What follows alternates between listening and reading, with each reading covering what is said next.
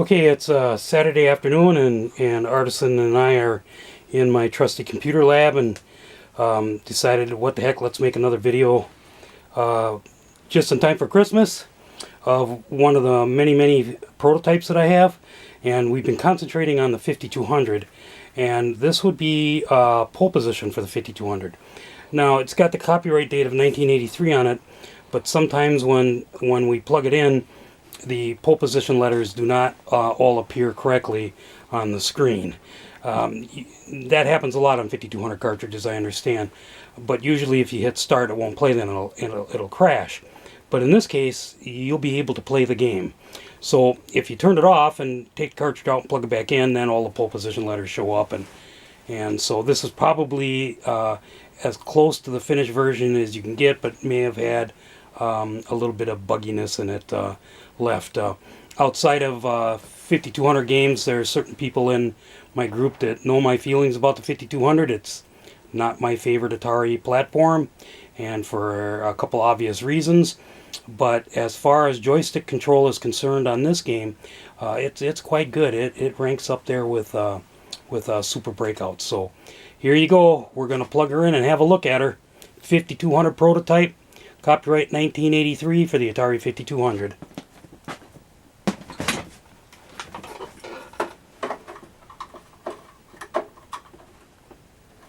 That is, if I can get it in with my bad hand here. Okay. And there we go. This time it worked fine. All the pole position lettering showed up and everything like that. And it pretty much looks like the other game. There may be people who play 5200 games far more than I, who might pick up subtle differences, but I don't play 5200 games that much. I'm sorry, 5200 fans.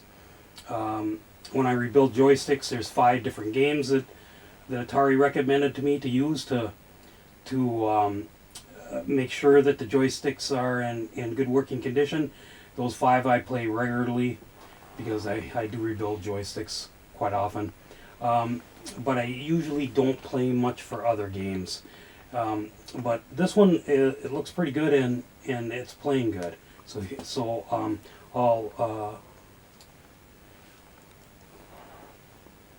I'll start out by pressing the keypad, and I don't remember if there was anything. There may not have been much. Yeah, so let's press start. There we go. And this is pretty much what it is on every one of the pole positions that Atari has released. The bottom button is for speed, and then you push up on the joystick. You want to slow her down, hit the top button. So it's a brake. So, but as far as joysticks are concerned, this handles really well.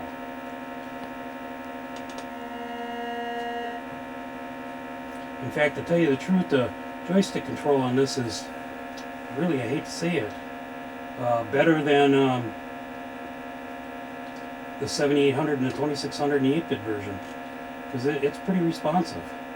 But I don't, like I said, I don't play 5200 games that often. There may be subtle differences in this game, but then what was actually released by Atari. 5200 fans and fanatics may be able to point things out. You know, that sign there was blank. Same with that one.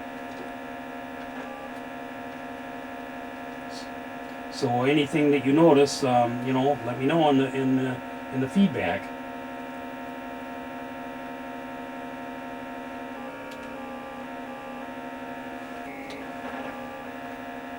Yeah, she's pretty responsive. So it's a pretty good game for the Atari 5200. There's no doubt about it. So we'll hit pause. The pause does work. Hit reset. And of course, I don't know if the reset works or not on the unreleased game, but it sure doesn't work on this one.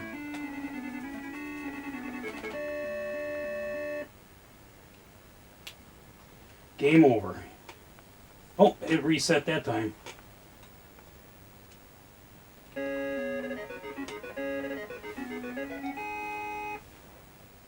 Unless it was just the game automatically resetting. Nope, no reset.